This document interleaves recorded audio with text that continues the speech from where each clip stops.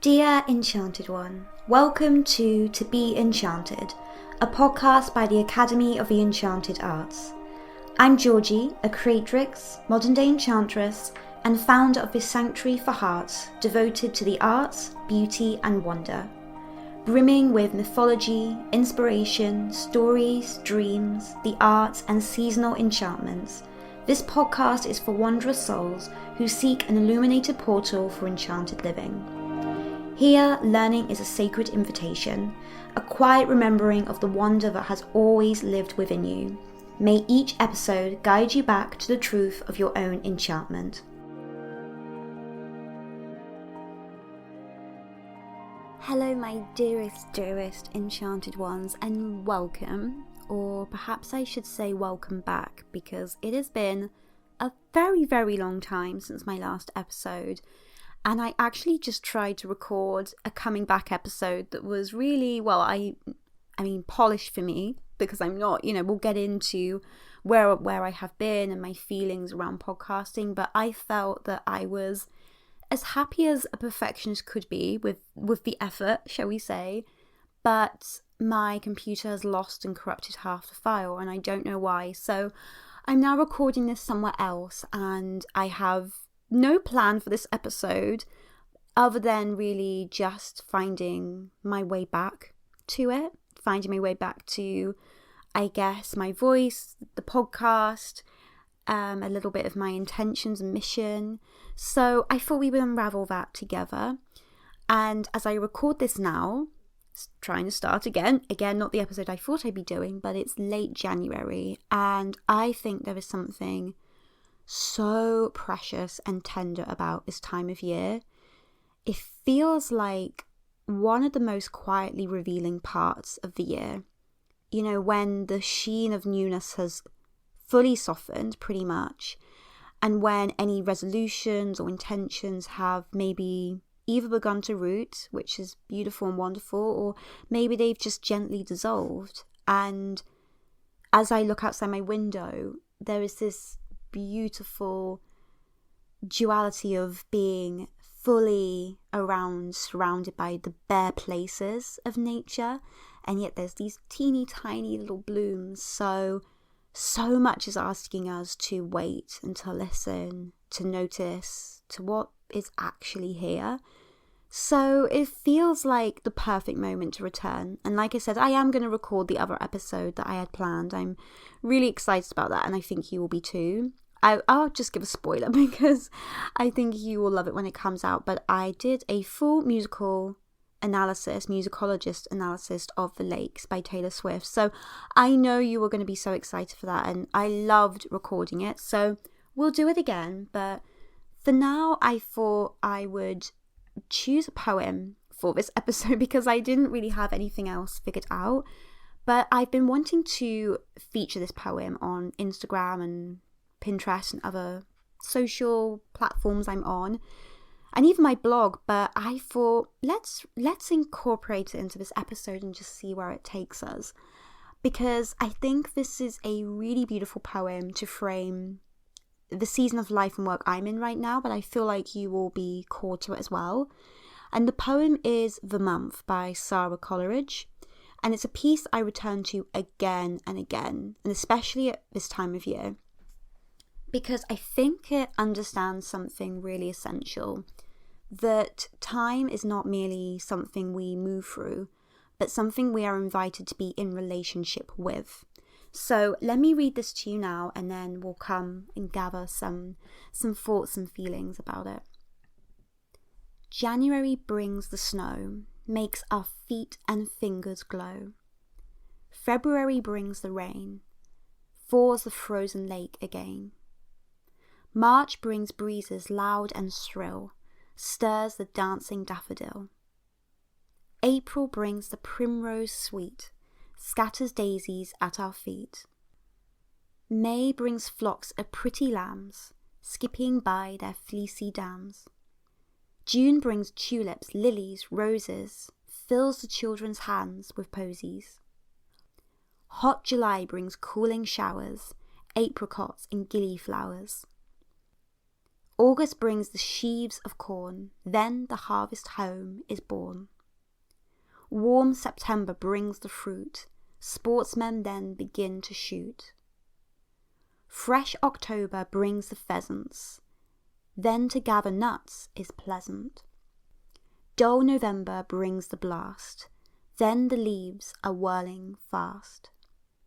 Chill December brings the sleet, blazing fire and Christmas treat.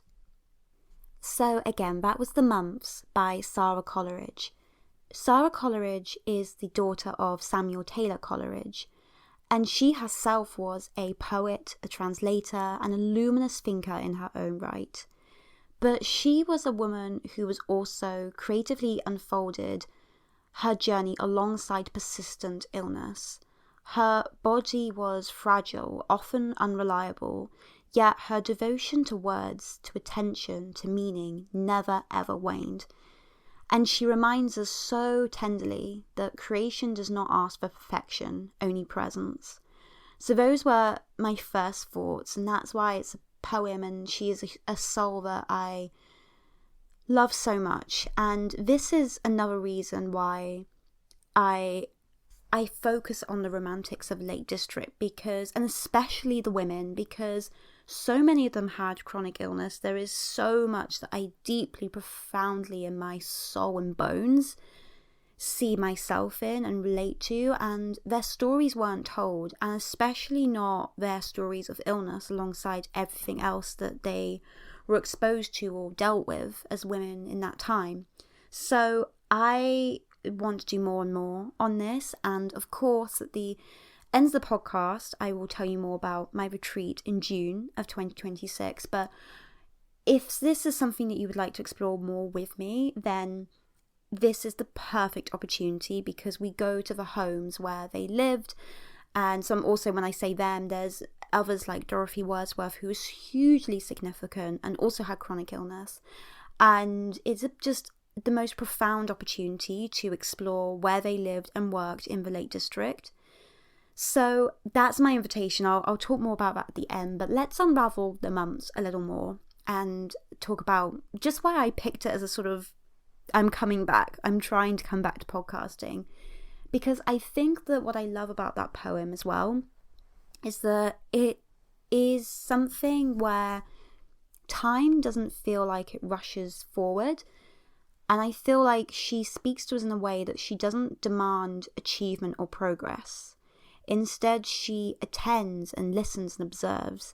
And I love how she honours what I think of as the quiet labour of becoming.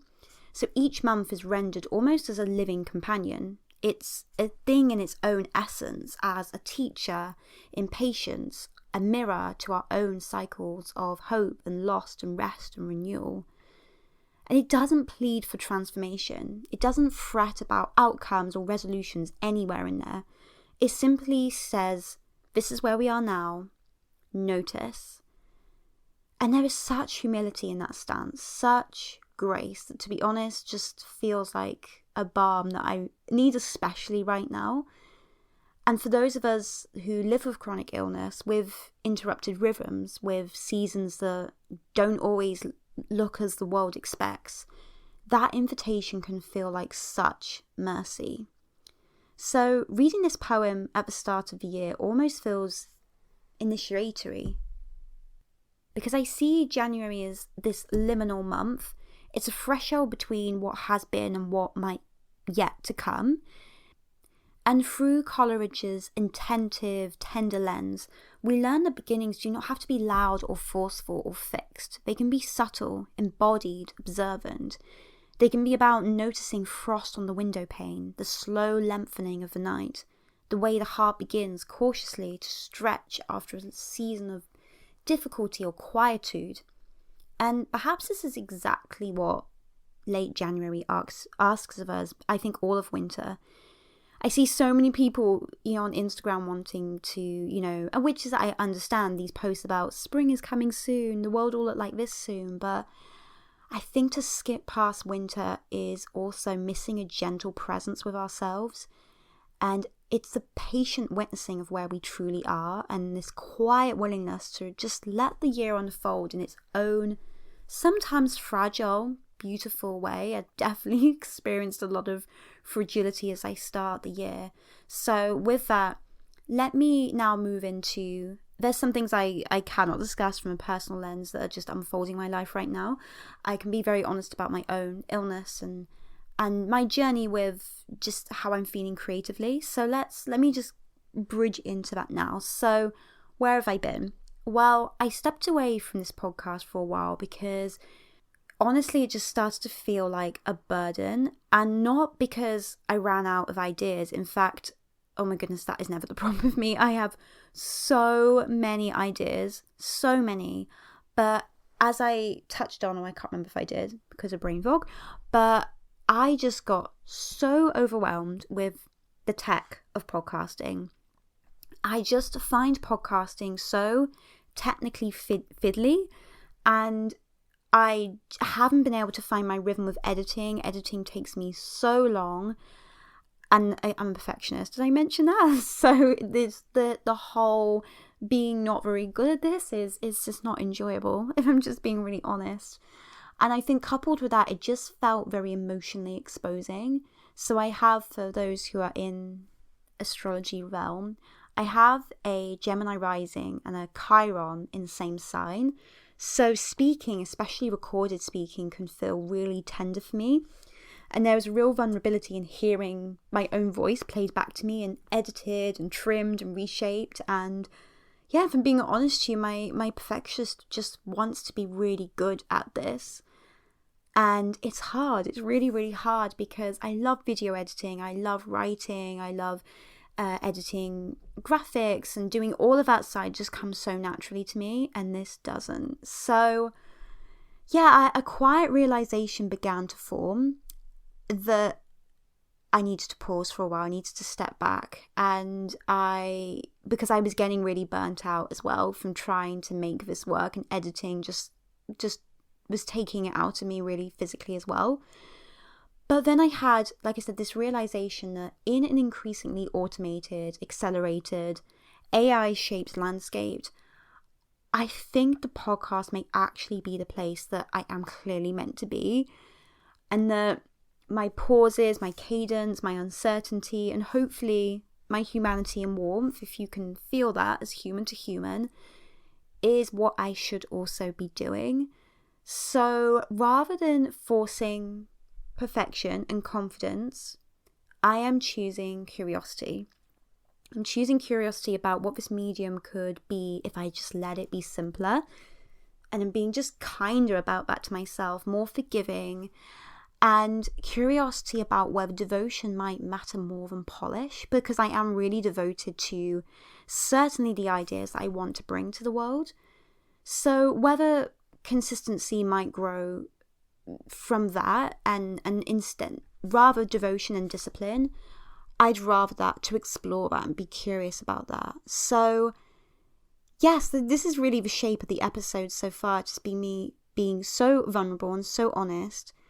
And I just love that poem again by Sara Coleridge, because she writes with such reverence for time as a living presence, and that life is not something to conquer, and it's instead something to converse with. And I find myself wanting to approach my creative content and creative life in the same way. I feel like this challenge could also be really beautiful, not to master it, not to perfect it, but just to be in relationship with something creatively again. So this episode, this post is just a homecoming. I'll think of an episode title, but I think it might be called A Homecoming.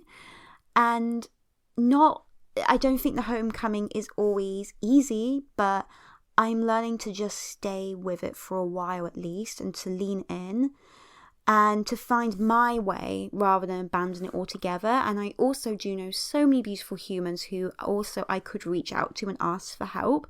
So it's curious again, why aren't I doing that? So yeah, this is me just laying everything on the page. It's with an intention that I want to give this another go and another try, and just to see where it takes me. So if you have any tips, especially gentle ones, on making podcasting feel more spacious, more humane, I would love to hear from you. And also I would love to know what you would love for me to bring here. Obviously I've told you a spoiler of one episode that I've edited, I tried to record rather. I didn't get to the editing, it didn't get to the cutting floor yet, but that was an analysis of The Lakes by Taylor Swift from a musicologist lens, and I'm really excited about that because that is so effortless to record, so I will do that again. But I would just love to hear from you. I'm really curious that if you did enjoy the other episodes I did, is this a format that you would enjoy the Academy in? Please let me know. I would love to hear from you. If you're on Spotify, you can just leave a comment below.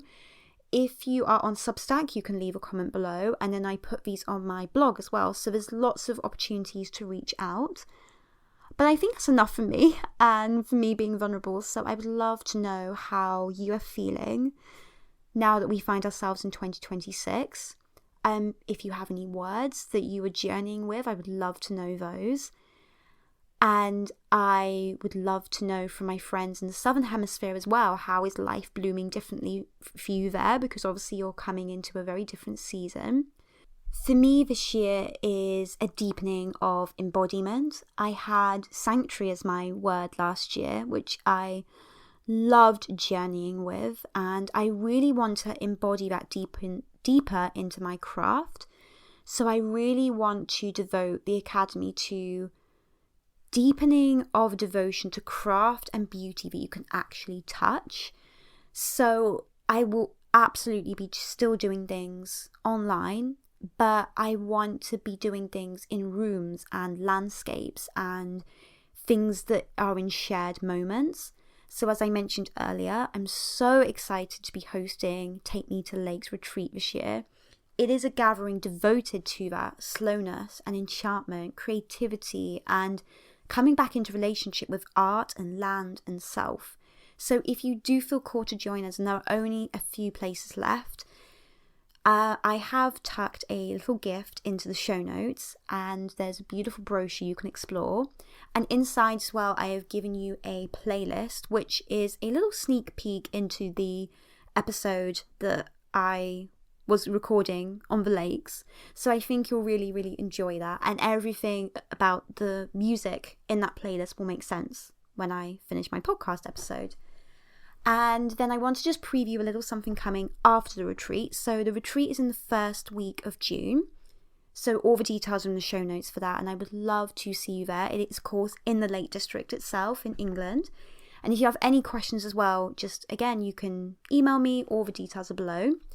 After that, I will be offering my signature workshop, The Language of Flowers, in person. I will also bring it online. I was basically finishing doing it online, and then I just felt like, no, I need to do this in person first. So the idea of this workshop is that it is, well, as you can imagine it being, right? It's all about florography. It's intimate, it's sensory, it is the symbolic language of flowers and the history of them, the poetry, and all of this together. It just wanted to be sensory overload. So I'm very excited to bring this to you in the summer. I will be doing this with a few chosen galleries across the UK. So I'll be doing a little tour, which I'm very excited about. Some places, definitely, obviously in Scotland and in England and Wales. I'm going to bring it to all of the UK. And I really hope to see that. I don't have the details of that just yet because the tickets will probably go through the galleries. So when I know anything for sure, I will let you know.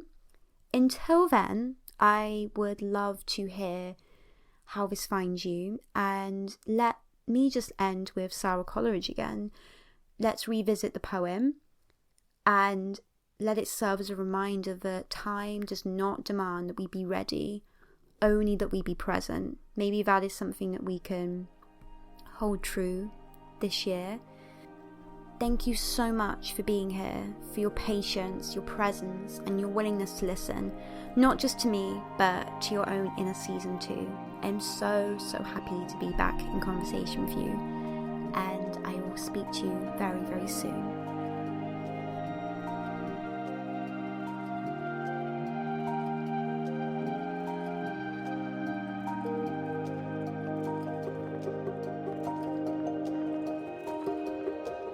thank you so deeply for listening to my podcast, To Be Enchanted.